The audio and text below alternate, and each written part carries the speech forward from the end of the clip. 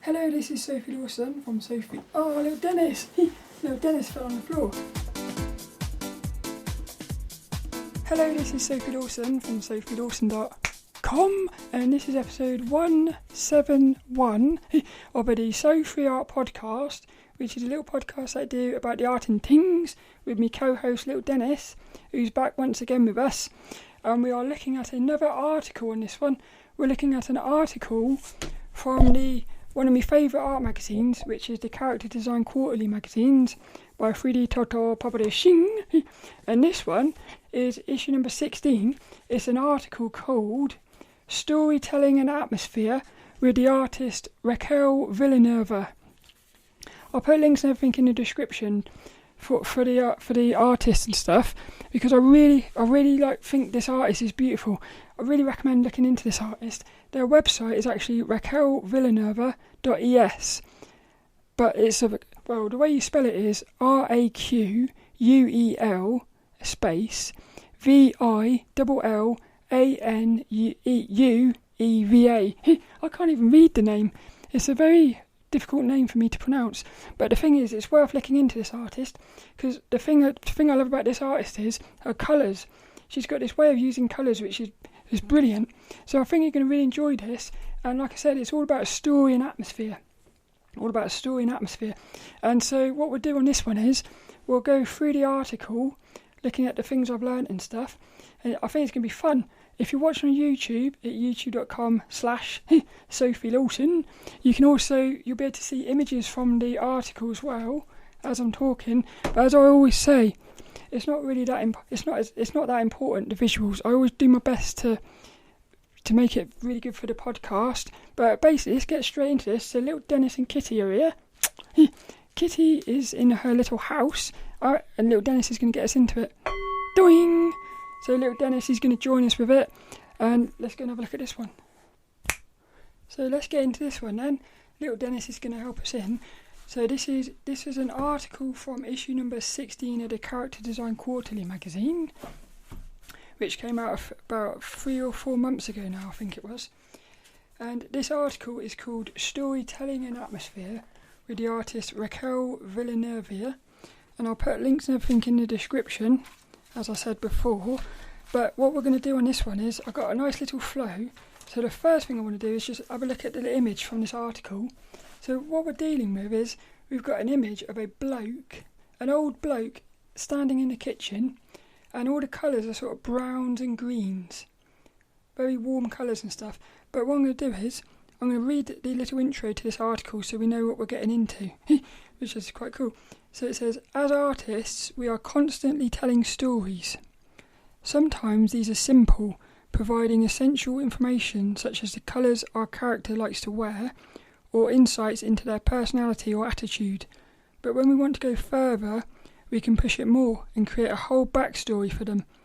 In this tutorial, I will show you my process from finding an idea, developing it, and executing it to create a full composition telling the story of a character.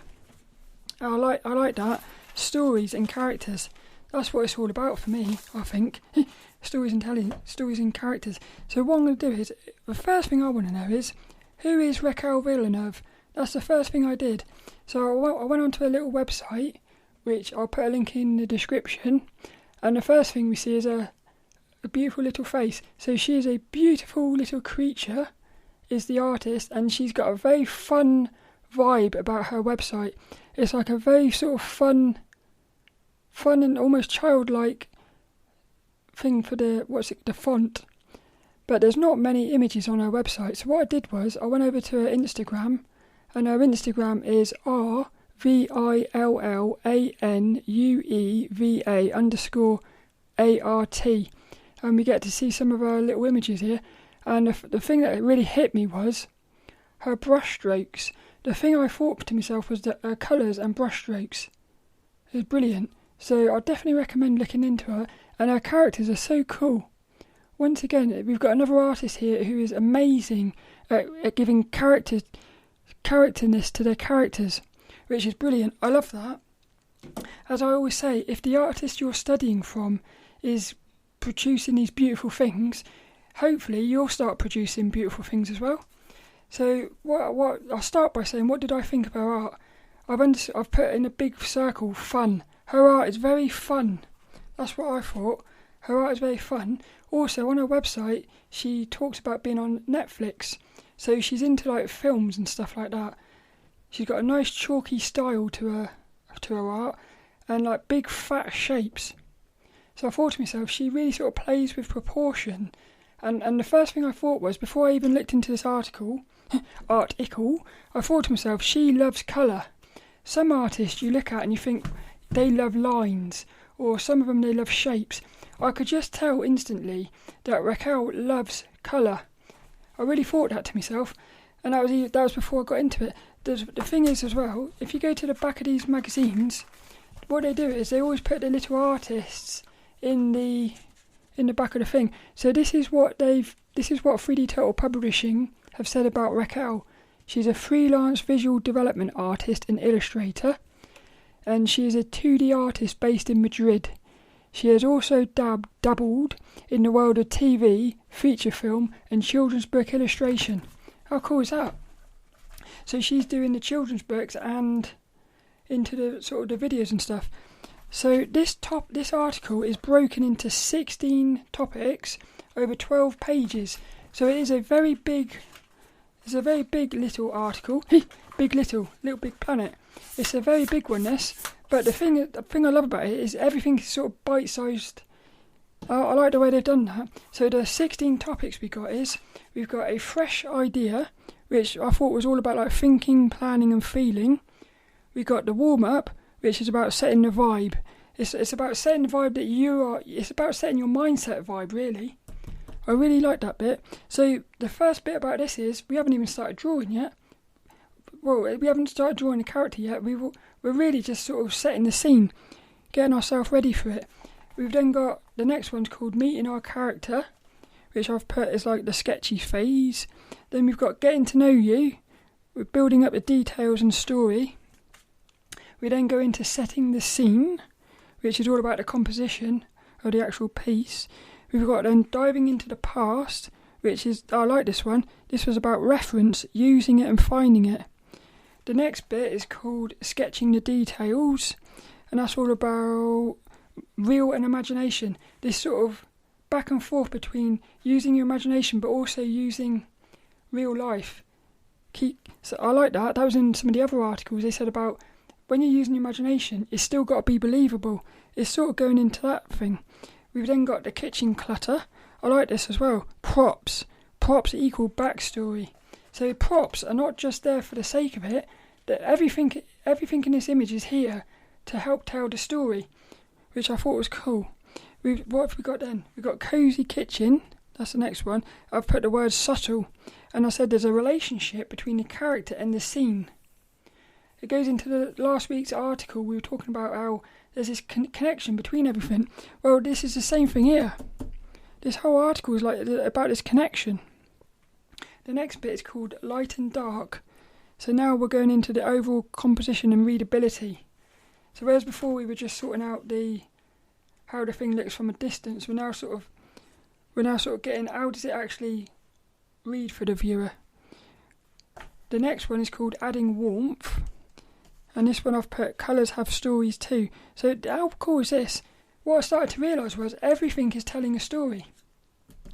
We then got a splash of colour, which is all about blocking in the colours. So what I liked about this was she starts out by sort of building up the character, and then she starts building up the scene with colours as well.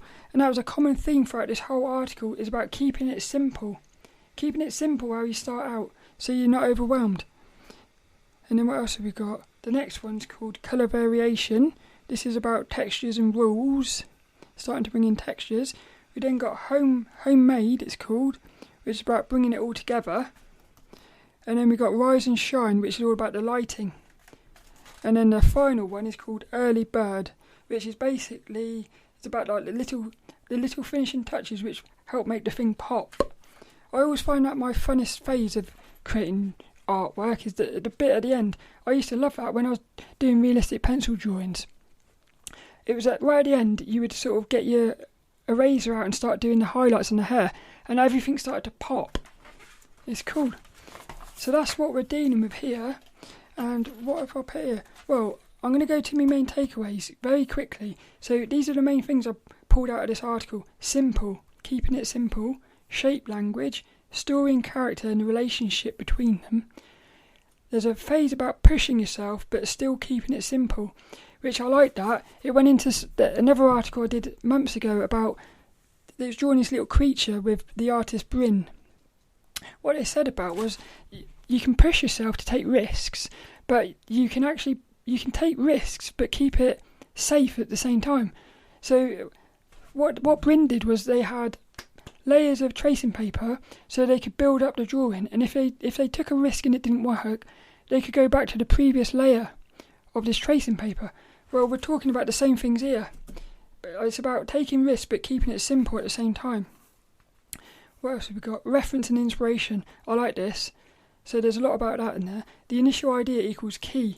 Mindfulness. She's very mindful of the initial idea. So she comes up with the initial idea to start with. Throughout the whole article, she keeps referencing the word nostalgia, which is that the word nostalgia is what she wants this image to be sort of radiating, and she keeps bringing that word up. So it made me think she's always aware of what she actually wants to do here, keeping herself on track, which is cool. Subtle. That comes up a lot in these other articles as well. Subtle things. It's the little things that make things pop sometimes. Feelings flow. I've also said that. And I like this bit. There's a relationship between the artist and the character. So the artist creates the character, but then there's this relationship between the character and the viewer. So what I've noticed is there's a relationship between the artist and the viewer via the character. I'll go into that a bit more later. And then I put the word explore. A lot of this article is about exploring. Again, it's like pushing yourself when you're exploring, you're actually taking yourself out your comfort zone. So she's talking about exploring designs, colours and reference as well. So even when you're looking for reference, she talks about looking for reference that you wouldn't think you should be looking for, because you can get inspiration from it. We'll go into that in a minute as well. And I've put this one's all about feeling. And then I thought to myself, is story nothing but feeling? Is the essence of story just about feeling? That's what I come away thinking. And I've also put all about keeping a feeling in mind as you work. So that's what we're dealing with. So my first impressions of the character and the image is, I thought to myself, this is before I even looked into anything, I thought to myself, is he lonely? Looking at this character, what we've got is an old guy who's, for me, it felt like he was sort of at the end of his life. And this is what I thought. I thought, is he lonely? Is he sort of where's his wife? That's what I thought. I thought, is he dying? It's sad but sweet. That's what I got. I said, there's nice lighting and colours. So I was looking at the feeling of it, but I was also looking at the sort of technicalness of it. And I've put sexy brushstrokes and shapes. But my overriding sensation was, this guy is about to die, and I thought, where's his wife? So I was like that. Now, what happens in a minute is, when we get into it, she says the word bittersweet. I realised that word that she used sums up what I was thinking, which was sad but sweet. So I realised in that moment she had nailed what she wanted to, because she wanted this image to portray the sense of nostalgia and bittersweetness. Well, she got it for me. She got it from me, so I thought like that. She's succeeded there. In the little intro blurb, in my notes I've put stories and backstory. And I said it makes you ask questions, like last week's article. Yeah, all about story, this one. But questions are curiosity, and curiosity is what is going to make you want to go into this. It's all about, like, curiosity will make you turn the pages in a book, and curiosity is going to make you suck you into the image.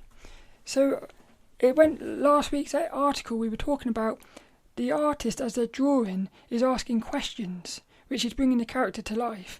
But then when we're looking at the images and the characters, if it's successful, we start asking questions as well, like what's happening to him. So I love this. It's like the artist is curious as they're creating, but then the viewer is curious as they're... And the thing is, the character, he could be completely different to everyone. Somebody else might look at this and have a completely different vibe. But I feel like they would still have the same... They would have the same sensations as me, I think. But they might have a different interpretation of it. It's quite cool. So let's get into this one. So the first one we're looking at is called A Fresh Idea. And the first thing I thought before I even looked into this was, I've put starts with writing. And what's this? Me without looking. Yeah, so what I always do is, what I've started doing now is, I look at when I get into these articles, I look at the title and I try to guess what it's going to be about. And I've put starts with writing. So what we've got a bubble chart, and in the middle of it she's put the idea. So she's thinking, what does she want this to be all about? She's put the words quiet, home, solitude, warm, nostalgia, elder, daily life scene, memories and calm. What I like about this is she's used the word warm, which is going to help her with her colours.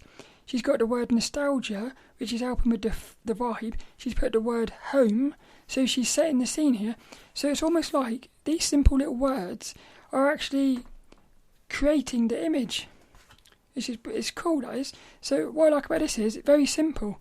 You can see everything you want to do in just a few little words. So in this article, what does she say in this little bit? She says, when you create something new, you can sometimes feel overwhelmed by the endless possibilities. To avoid this, I try to start with a very simple idea, then play around with it and push it in different directions.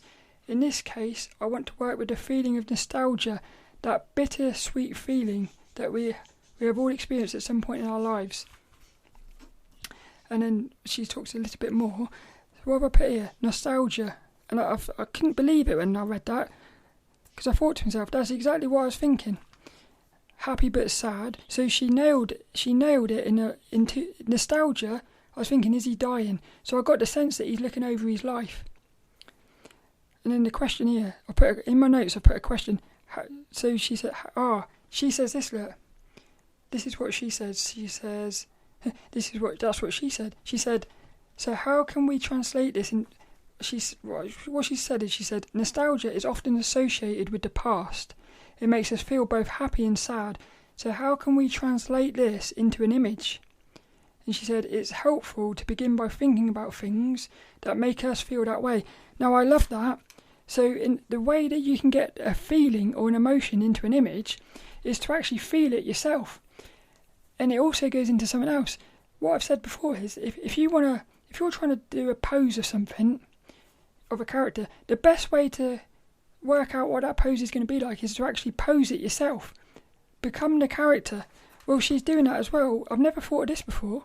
She's doing that with emotions. Become the emotion, and then when you can work out what you're feeling. Thinking about things that make you feel this way. So if you feel angry, you can sort of think, well, why do I feel angry? And then you can start putting that into your little drawing. And it reminded me of Bert Dodgson with his trigger words. What he said was, I said this a lot because it was such a powerful thing for me. As you're drawing, if you're drawing something fluffy, if you keep saying the word fluffy, what happens is your hand starts drawing fluffy. So then the image has this fluffiness to it. It's the same thing here. And again, all you got to do is think of what is it that makes you feel nostalgia, and write the word down. And then that word is going to carry through the whole thing. So I thought that was brilliant. Again, it's a simple thing here, but it's a really nice way to start the image, start the article, I thought. The next bit we've got is warm up. I love this as well. So we've got 3 little images. One is a long landscape one. The other 2 are portraits. And all they are is they're little sort of colour thumbnail things, colour thumbnail studies of little landscapes. Now what I thought to myself was, this is weird. She's doing a character here. She's creating like a scene with a character, but in her little warm-up, no characters. It's all about the landscape here. I thought it was quite cool. So this is what I put. before I even looked into it, I've put colour thumbnails, ? And then I've put setting equals no characters. Because that struck me that her warm-up didn't have any characters. I found that quite fascinating. So my little notes from it, I've put favourite things equals fun. What's that mean? This is what she said. One of my favourite things to paint when I want to get my creative juices flowing are these little landscapes. Now I like that, because what that means is the way she's starting this project is by doing something fun, which is going to loosen her up and get her into a nice fun vibe for her as an artist. So when she starts creating a character, she's going into it in a sort of peaceful way. Whereas if she did a warm-up exercise that stressed her out a bit, that might start coming out into her character. So she's picked a warm-up exercise that she enjoys, which I thought was cool. So this will be different for everyone. For me, it would be gestures. I love doing gesture drawings.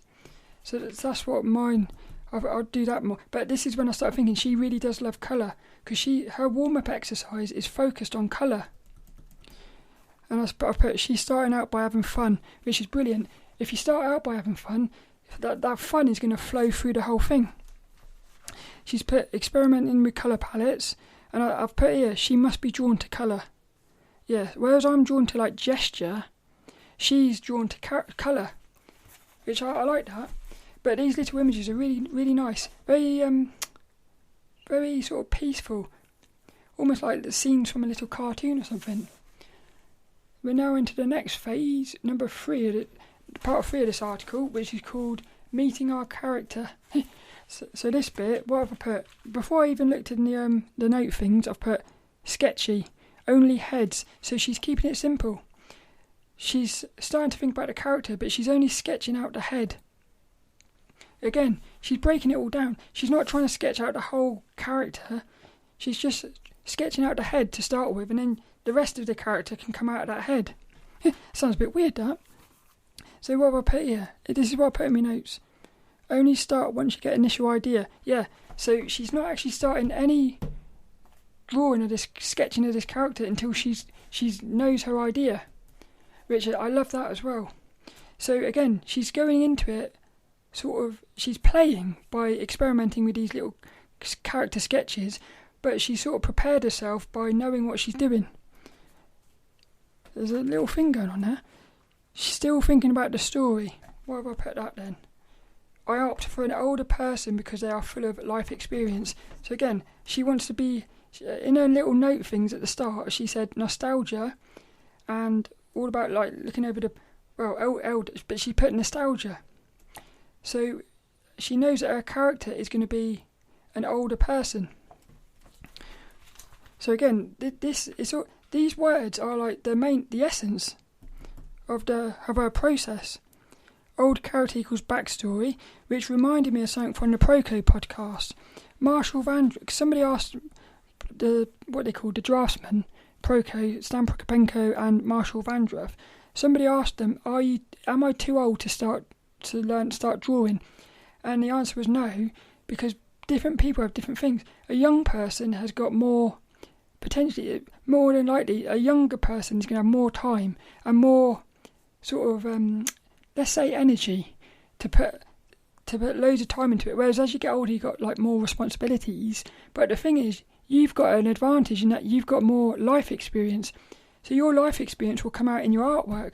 Whereas a younger person might be able to get technically better quicker, but they haven't got anything, they won't have any sort of life experience to put into their skills. It's quite weird. So I like that, it sort of reminded me of that. Her sketch design is loose and simple, so she's building up from simple to detailed, which goes into the next piece, which is called Getting to Know You. And what I've put here is same but different. So what we've got is she's basically picked her design from the sketch, and she's starting to she says, after exploring some options, I decide on this particular elder gentleman. He evokes a warm feeling. So what she's doing, after exploring, so she starts out by exploring, and now, so sketching is exploring. That's why it's so fun, I think, because when you're sketching, you're just exploring. So the bloke she's picked, he's got a warm feeling. warm feeling. Goes back into one of her keywords about being the word warm. So, and her initial idea of nostalgia. So she's constantly thinking about these words and making sure the character fits the bill. It's quite cool. Simple, silhouettes and shapes. Yeah, so she's thinking about the silhouettes and the shapes of this guy. Keeping it simple as well. So he equals simple. Oh, this was brilliant. Yeah, this was brilliant. I've got to read this bit, look. Where is it? Here we go. Listen to this, look. He has a simple silhouette and shape and not too much detail, which will work well as I want to create a busy background. See, again, we've got this connection going on. But so he's simple, the background's busy. I love that. It's like what I talked about last week on the article there. There's this connection going on between everything. It's quite incredible, really. And I've put, she's already thinking about his outfit. So she hasn't, in these little drawings, she's only really drawn the head and the very top of his outfit. But she's already thinking about his outfit because she talks about how he's going to be wearing pyjamas or cosy leisure wear, which will make him look more relaxed, which is one of the words she wanted the word like calm. So his outfit is going to help fulfill the word that she wanted of calmness and relaxed, which is, I like that. So again, she's mindful of everything here. It's quite cool. The next bit we're going into is called setting the scene. So what we've got is 4 little images, and it's basically a different composition of the same scene. So what did I put in the notes before? I've put composition with a big exclamation mark. I like this, and I noticed there's 3 tones and 1 lighting. I like that. So she's already thinking about the lighting. I've not really seen this before. Whenever I've seen these little composition thumbnails, they've only ever had 3 tones: a light, a mid, and a dark. She's got a light, which is like a white. She's got a mid. She's actually got 2 mids, which are like grey, and then she's got like a very dark grey. So she's got a mid, a light, and a dark. She's also got this like yellowy.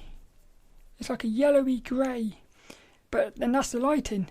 So what I love about this is in these little simple thumbnails, there's a lot of information in here. There's the information of the actual composition, information of the shapes, but there's also the information of the lighting. So I thought that was brilliant. And what else have I put? Yeah, I like how she breaks all this into information. I like how she breaks all this information into 4 shapes, 4 shades and shapes. So what she's doing is, she's already said she's going to have a busy background, but when you look at these little thumbnails, she's put all the busyness into one big shape.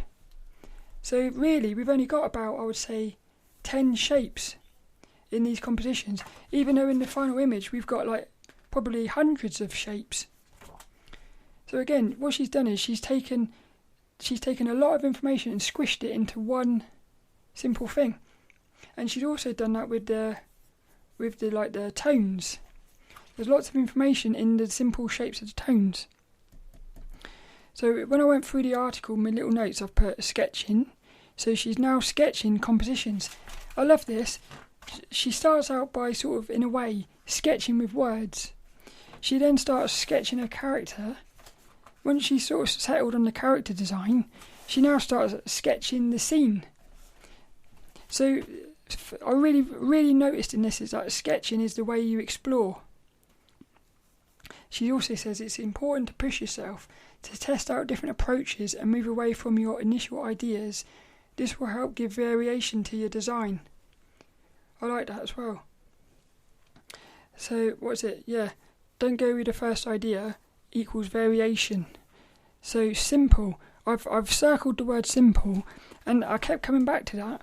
So as I went through the whole article, I noticed she's doing simple character, simple design, simple starting point, simple drawing exercises, simple colour palettes.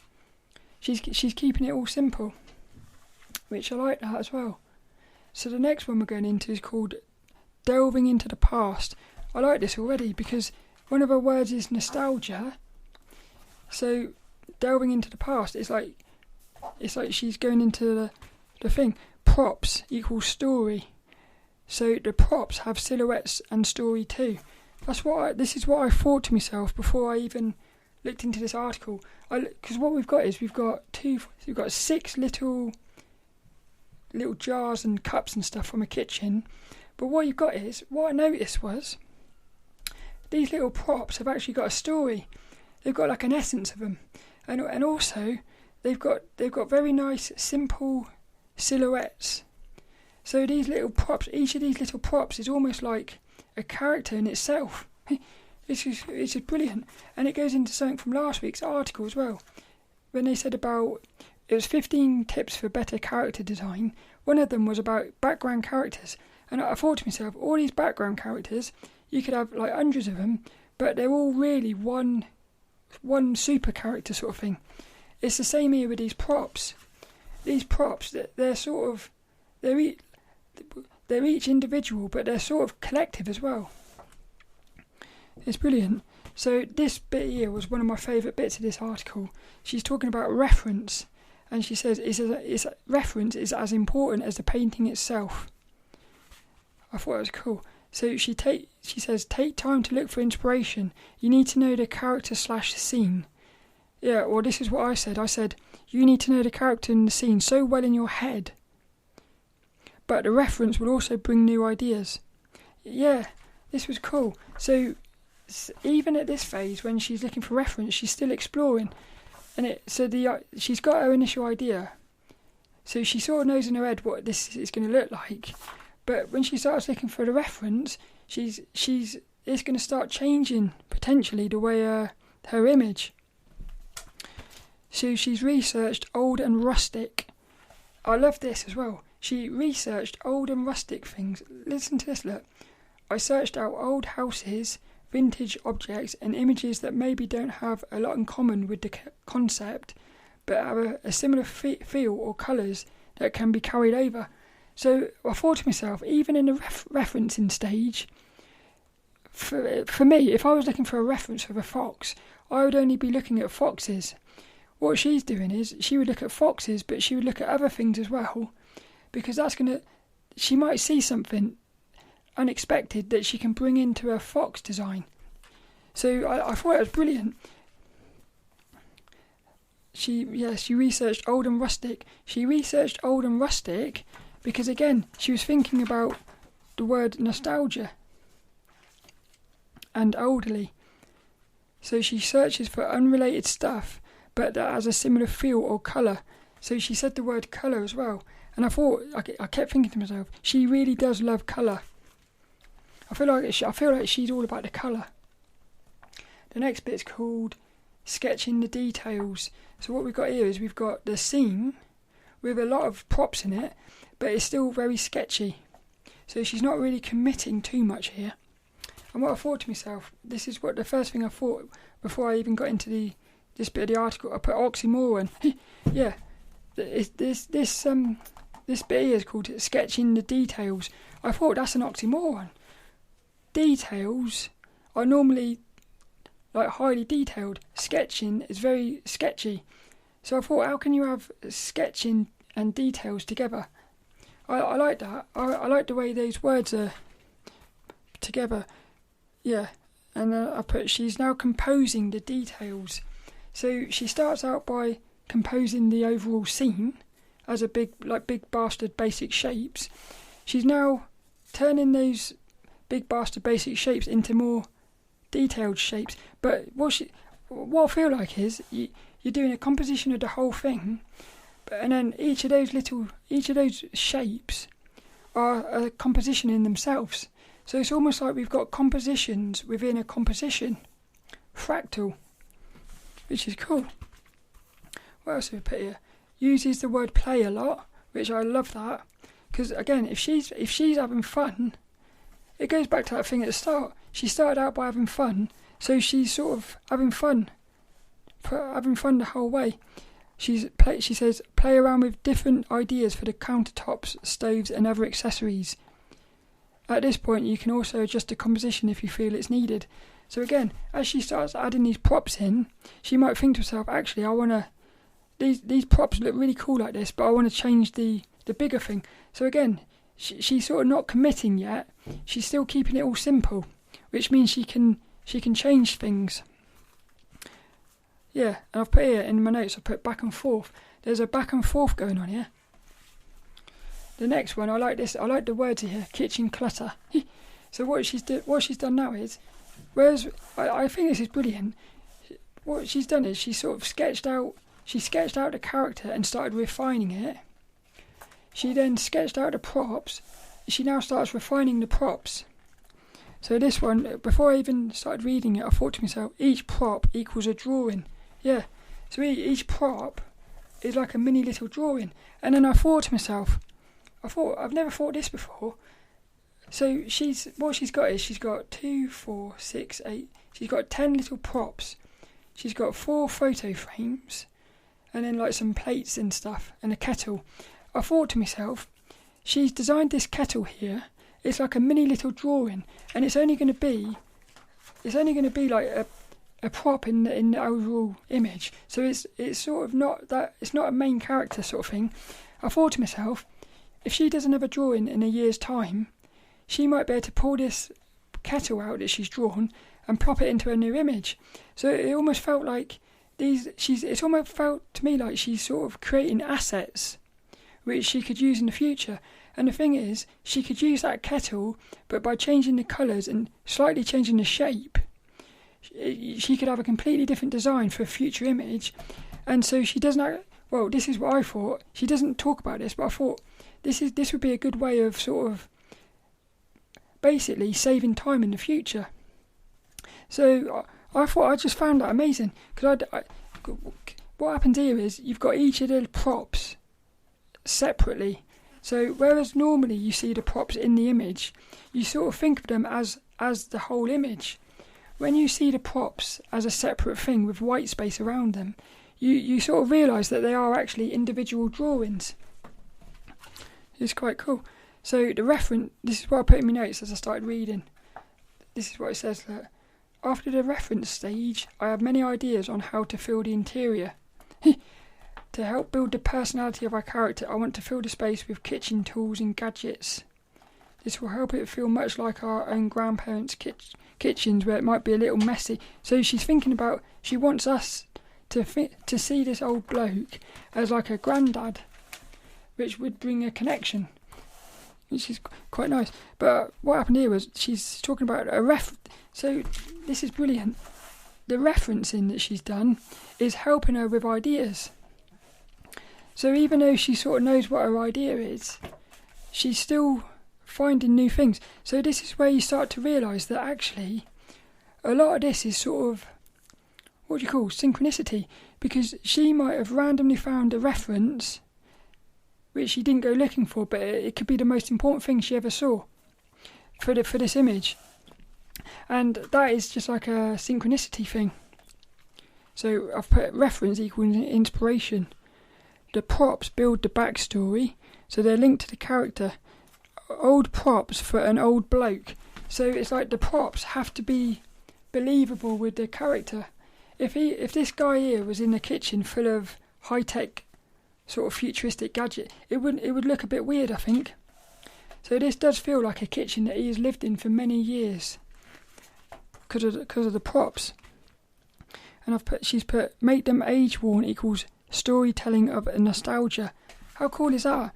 So when she's designing these little props, she's basically making them look like they're a bit battered. So like their kitchen top's got like, it looks like it's just been used basically, which is cool. It gives out, so that, because if you look at something and it's got a dent on it, you sort of think, well, how did it get that dent? So little things like that is, again, it comes back to this curiosity thing. You start asking questions. Photo frames. So she's using photo frames, and you sort of think, well, there's a little cat in one of them, which is cool. And then you got some of them. One of them you got like a lady. And another one you got the same lady with a young bloke, and you sort of think, I wonder if that's if that's him when he was younger with his wife, and then did you hear me belly rumble then? And then you sort of think, well, is his wife dead? That's what made me think that. It must have been those photos that made me think that. So the photo frames are adding the backstory for the bloke. Yeah, we ask, who are they? Curiosity. I put in my notes. I put curiosity equals connection. I like that. So the next one we've got here is called Cozy Kitchen. What we've got here is we've got the kitchen that she's sketched out, and we've got the character that she's created into the scene. So she's starting to put the character and the scene together. So this is what I put in my things before I even read this bit. I need a burp. I didn't put that. What I put was still sketchy but feels finished. So this bit here is still very sketchy, but it feels like you could. Well, it feels finished, whereas before it didn't feel like finished. So I like that as well. She uses red lines. She never explained why she done that, but I thought, why is she using red lines? And I did wonder if it's got something to do with the feeling of warmth. I wondered whether those red lines, because the lines she's used are very sort of warm red, like a sort of a berry. So it's almost like a dark red. And I thought to myself, as she used that colour to sort of bring that colour into the scene, but she never explained that. Because it was a bit, I did notice it's a bit weird that she didn't use black lines. So I wonder if there's a reason for that. And the next thing, she draws through the plates. Yeah, this was what Bert Dodson talks about. So in the little sketch, we've got like a washing up bowl on the side with some plates in it. Again, it's filled up with plates, so you get the sense that he can't be bothered to do his washing. Maybe he's given up on life or something. Or maybe he's realised it's not that important to spend time washing your dishes. But what she's done is she's drawn the bucket, and then she's drawn the plates inside of it, but she's drawn the plates, the whole circle of the plate. And this was what they talk about. Well, Bert Dodson talked about that, drawing through, because what it does is it makes sure that the shape you've got of the plate, the bit you can see, is actually the right shape. But they talked about that on SVS Learn as well. They even said when you're doing a composition, you want to actually draw outside of the image. So in other words, if you've got a little image, if your image is going to be a certain size, when you're designing it, draw right out of it. So if you've got a tree that's cropped in your image to the side, you want to actually draw the whole tree off of the image. So even though you're never going to see it, you can make sure that the thing you're drawing is actually the right size and stuff. I thought it was quite cool. Can you hear the budgies? We've got little budgies now. So this is, well, as I started reading it, as I went into it, this is what I got my notes from. She plops the character into the space, uses words introduce as if the scene equals a character. Yeah, where is it? Here we go, look. Now it's time to clean up the space and introduce our character. Introduce our character is as if you're introducing somebody to somebody else. So I thought it made me feel like she's seeing the scene, the background. She's seeing the background as like a character, and the character as a character. So she's introducing them, seeing if they work well together. I love the fact that she used the word introduced. And then the character. This is brilliant. This bit. So what we've got is a character standing in his kitchen with he's leaning on the countertop with his back to the window. So listen to this, look. By having the character character's back to the window. So this is brilliant. The character is got his back to the window. So what happens is she's done that to lead the character's view, because the character is looking where the character is looking. We as the viewer are going to look. We're going to look at the character first, and then we're going to look to see where the character's looking. So she's sort of thinking about. She's in control of us, basically, by the way she's putting the character in the scene. By having a character be nostalgic looking, we feel it. So he's got this look as if he's looking into his cup thinking. He looks like he's thinking, basically. So it makes you start thinking. What is he thinking? So what I like here, I'll put in my notes, we feel what the character is feeling because the artist felt it as she created the character. It's like the feeling is flowing from the artist to the viewer via the character. How cool is that?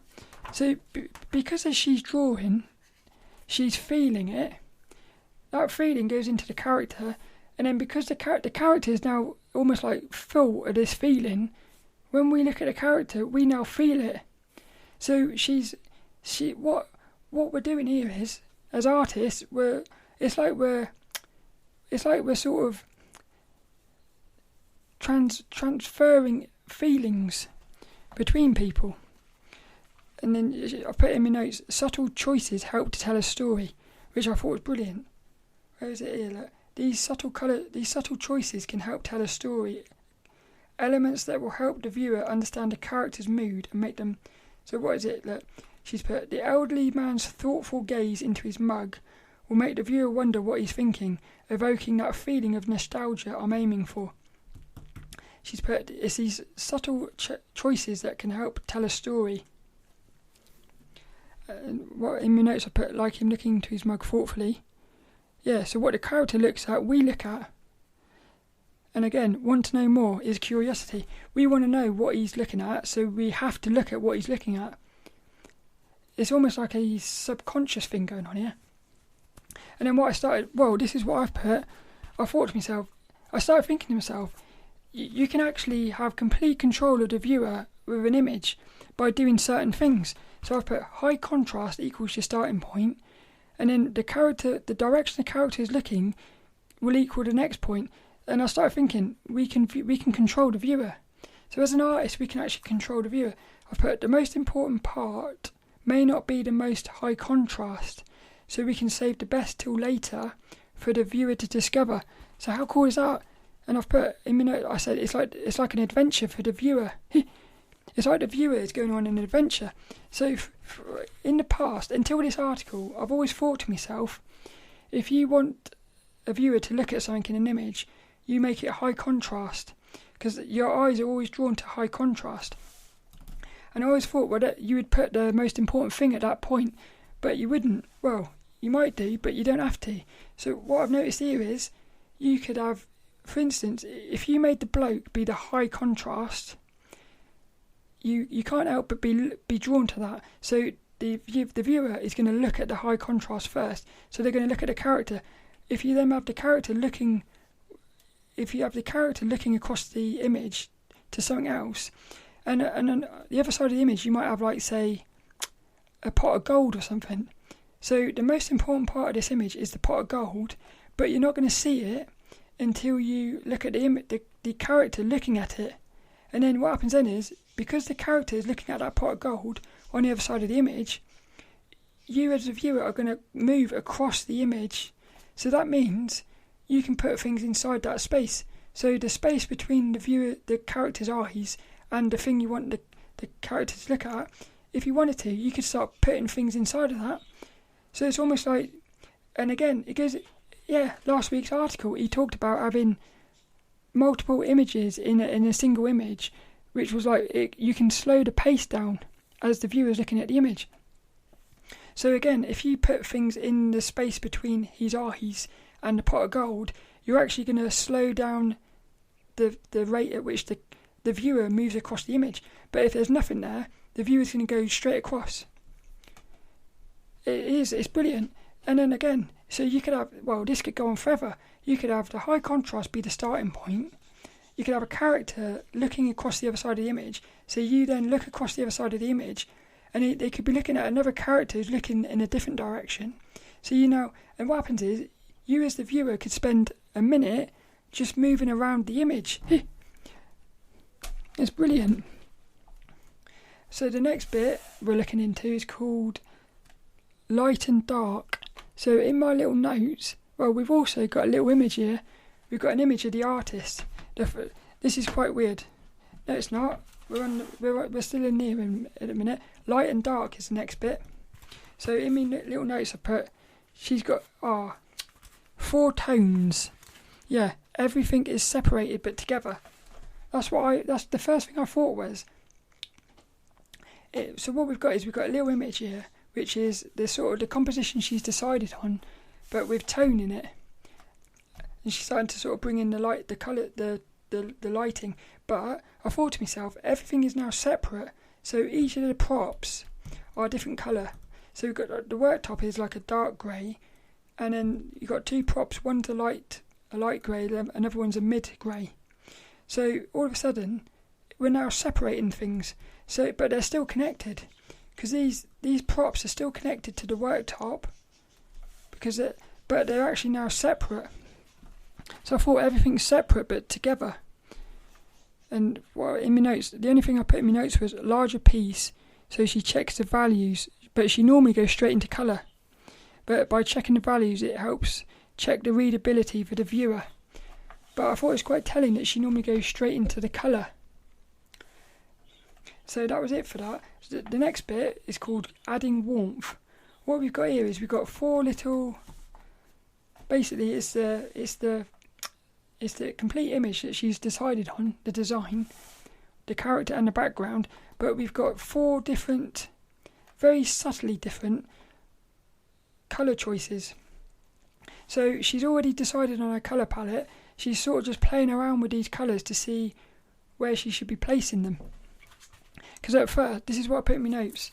So, well, in my notes I put she's got a cool nose. Because in the article there's an image of her working on a little tablet, like they do, pretending to be working. But I thought, oh, she's got a brilliant nose. She's got a lovely little nose. I know it's a bit weird, but I can't help what I think. And then what I put here, subtle differences. Yeah, at first I thought they all looked the same. So I thought, when I looked at these little coloured thumbnails, I actually thought they're all the same. It wasn't until I really sat and looked at them I realised that they were very subtly different. So what have I put here? She says her favourite part equals adding colour. So again, it goes back to what I thought at the start.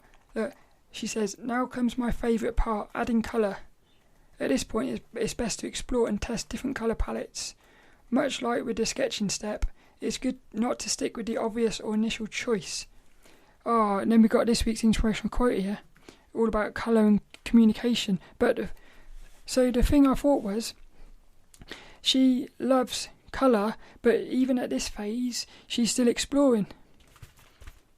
Like sketching, don't stick to the first ideas, play for a bit. What's this here? It says, colour, yeah, this is amazing. So she's asking herself questions. What do I want to portray? She wants to portray nostalgia, and so warmth helps her tell the story that she wants to. Here, look, watch this. For this piece, I choose warm colours to create a homely vibe. Goes back to the words she started out with.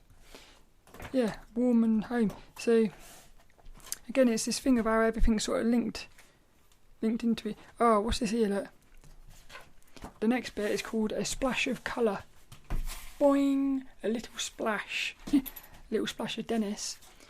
So what have I put here in my notes? I've put simple again, less is more. That was all I put.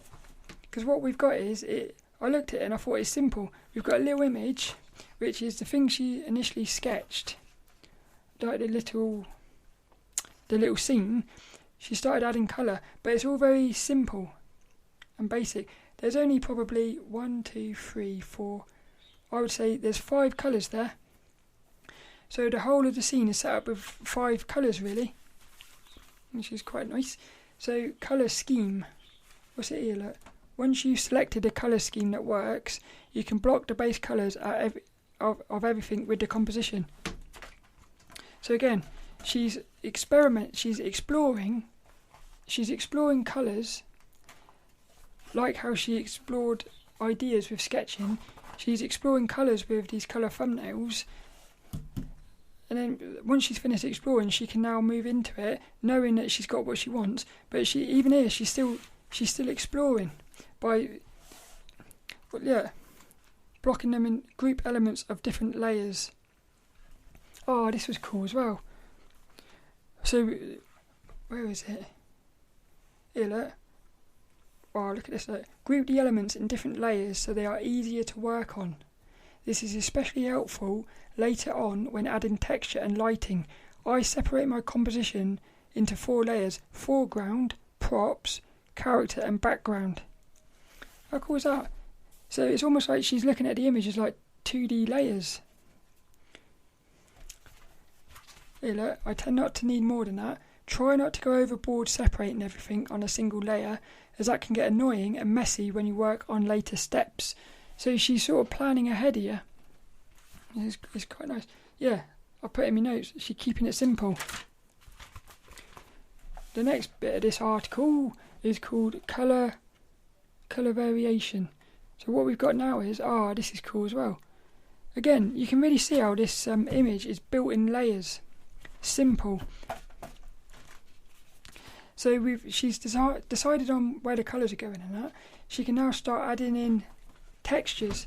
So whereas before the colours were it was just a single colour that she had blocked in, she now starts sort of adding in textures and stuff.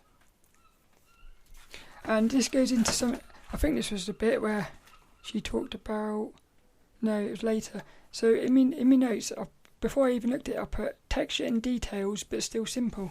Yeah, so even though she's starting to add these details, it's still very simple, which I like that, because it doesn't get distracting and stuff. So she uses the word play again. Play with colour equals fun. Where did she look? You can also play around with different tones of the base colour and mix them with complementary colours or colours you have used in other areas of your design. So that's, what's that? What did I put here? Look, she put different tones of the base colour, complementary or colours in other parts of the image. And I thought, well, that's unity. That goes in. There was this thing called Mr. Bev Up. This is the elements of composition. I can't remember it all. It was called Mr. Bev Up. M for movement, rhythm. B for balance. E for, what was it? Emotion, was it? I think it was emotion. V for variety. U for unity. P for proportions. And I thought, well, this is how she gets her unity. She's getting her unity by using colours in other parts of the image. So she can create a new colour, but it's still going to be related to this other image she's already used. So again, she's not going to go crazy with colours. Keeps it all simple. Look, play but with the rules. So she's experimenting with her colours, because you don't know so when she's putting these colours together, she doesn't know. Well, I've put, you don't know what you're doing. You're mixing these colours and you're not really sure what's going to happen. But the fact that she's like using complementary colours means she knows that by mixing these colours, it's not going to get broken. So she's going to come up with something random, but because she's played by the rules, it should sort of still work. So she's maximising the positive results, minimising the risk of failure by playing around with these colours, by knowing the rules of complementary and what's it called? What was it called? She said another colour in. Oh, what did she say? Different. Well, the unity basically. Another colour in another part of the image. The next bit of this thing's called homemade. Well, this was weird. This bit.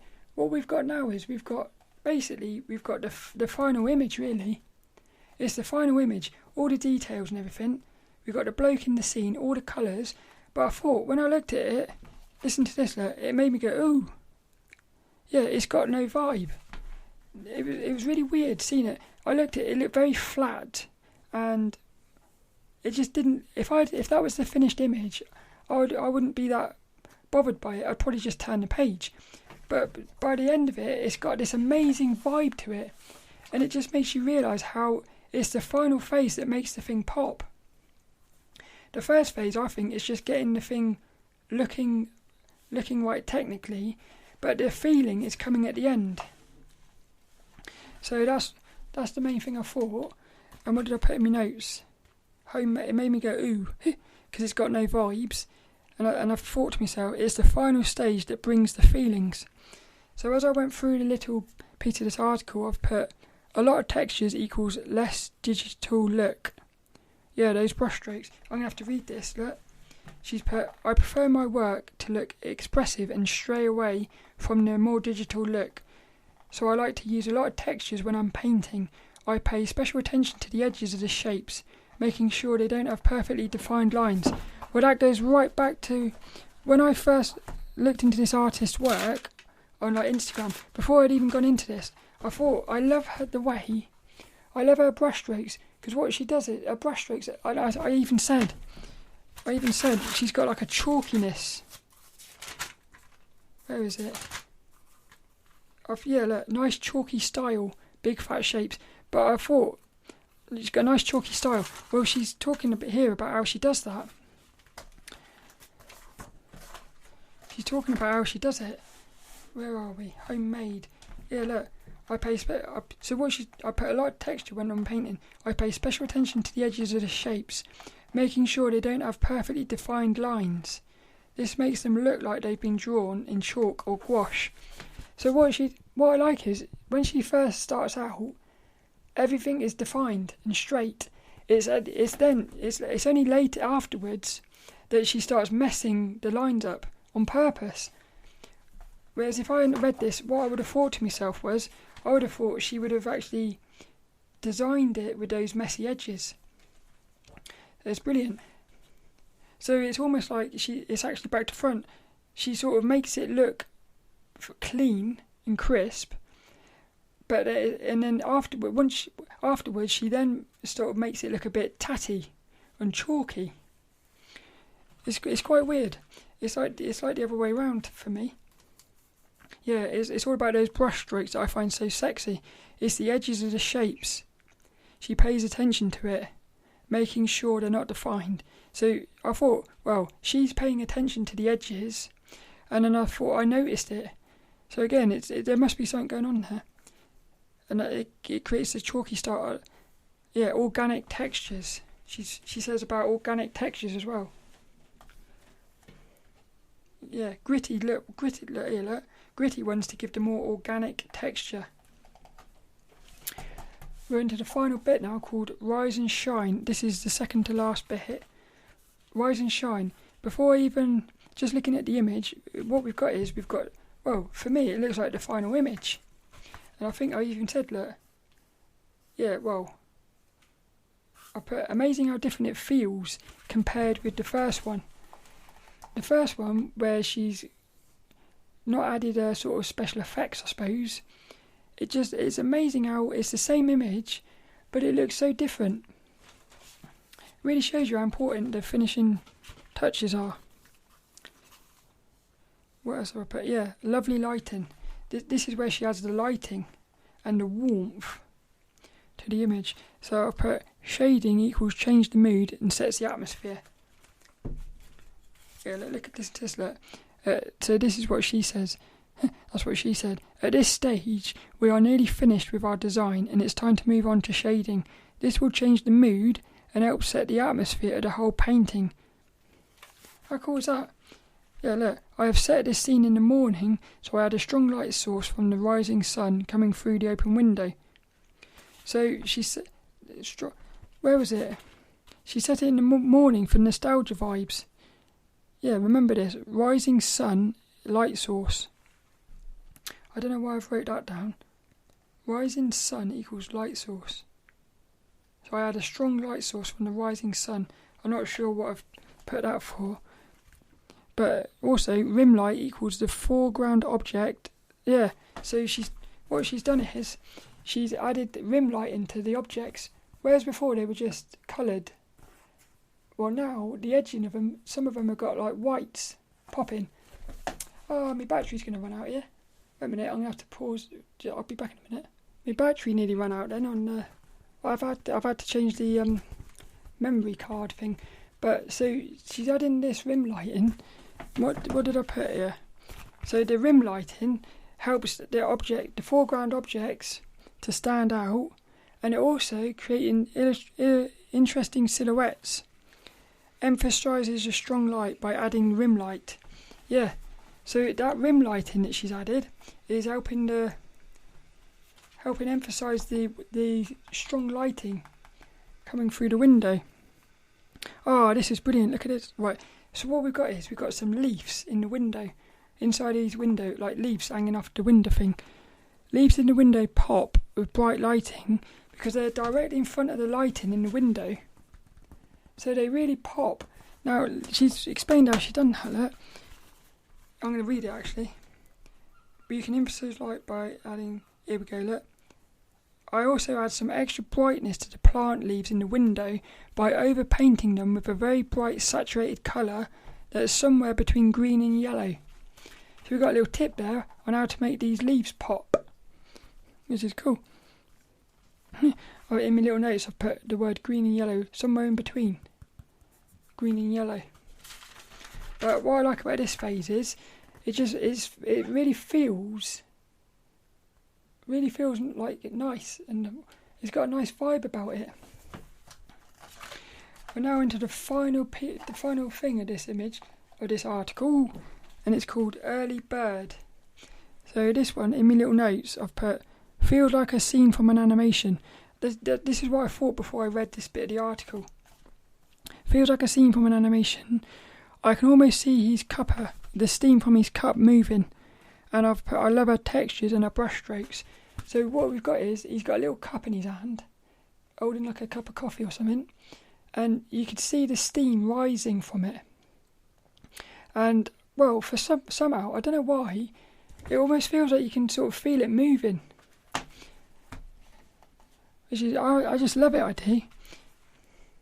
And again, it feels like something from I looked at it and I thought, this feels like a scene from a film. As if it's in the middle of moving. And now she explains how she does that. So, when I started reading, this is the notes I got from the piece of the article. Subtle details to pull the piece together. I put, it goes back to nostalgia. And so she mentions the word nostalgia again. So even at the end, she's to accentuate the nostalgia atmosphere I want to portray. I had a little extra texture to help the image feel cinematic. So the first thing I thought was, she used the word cinematic, which it was just like what I thought. Feels like a scene from a film. She's created it cinematic. She explains how she does that in a minute, but she goes back to the word nostalgia. So even at the end, she's still mindful of the original word. It's just amazing, really. So the way she gets the sense of cinematicness is by having these little speckles of like dust, like what they called, like when the dust is hit by the light, and it just creates this sense of like the thing moving. Now I must have noticed that without noticing that I noticed it until she said about it, and now the thing is moving forward. I can look for that. So I could, well, if I'm doing a drawing and I want it to feel like this, I could put these little dots in. It might help.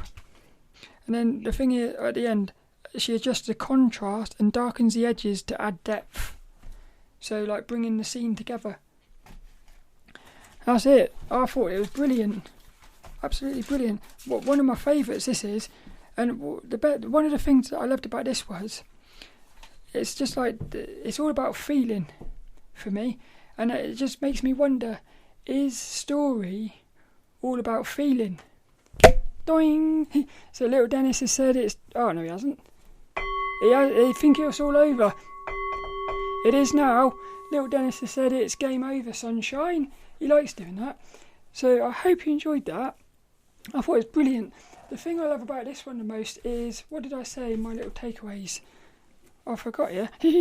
Well, the main thing is the colours, really. The colour, well, yeah, it is colours, and also that colour goes into this week's inspirational quote. That's all that's left to do. So you can find show notes and everything at sophiedawson.com, and you can also find videos at youtube.com/sophiedawson. I did actually yesterday get the latest issue of the Imagine FX magazine, which is issue number 202, I think. 203. It might be 203. So that'll be coming up next week, which will be this week, on the podcast. No, it won't be on the podcast, it'll be on the YouTube. So if you want to see that, it's going to be cool, I think. I haven't even opened it yet. And also, wow, my little iMac. I bought a little iMac. I bought it cheap. I've done a video about that as well, because it was broken. I've managed to fix it. So I'll be rendering this podcast. This will be the first video podcast that I render on the new machine. So hopefully it'll be nice and a quicker experience. But all that's left is this week's little inspirational quote, and it goes to the artist Raquel Villanueva, who is the artist from this article. Little Dennis, he's still got his little weapon.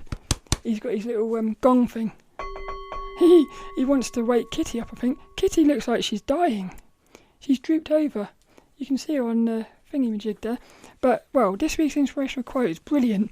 I think it sums up the artist Raquel Villanueva. This week's inspirational quote: colour is a strong tool to communicate and generate sensation from the viewer. So think about what you want to convey with your colour choices. I love that. What I love about that is colour and communicate, and then generate sensations for the viewer. What an amazing quote that is. It's like colour is a way of speaking with the viewer. This is a common theme throughout this whole article, really, was how there's a relationship between the artist and the viewer via the character and the image. And I feel like, well, this is what she's saying, colour is like one of the main ingredients for creating that connection. I think it's cool. Little Dennis likes it as well. So I hope you do. And this week's little inspirational quote: colour is a strong tool to communicate a greater sensation from the viewer. So think about what you want to convey with your colour choices. Raquel Villanueva.